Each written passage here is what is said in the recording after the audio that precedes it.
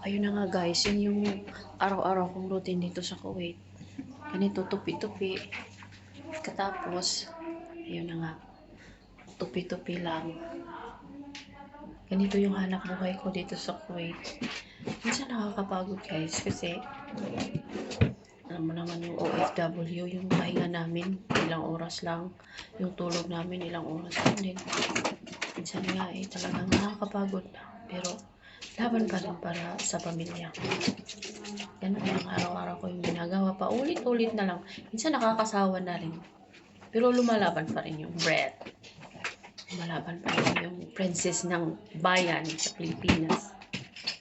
Kasi kailangan ko talaga maghanap buhay guys para sa mga anak ko.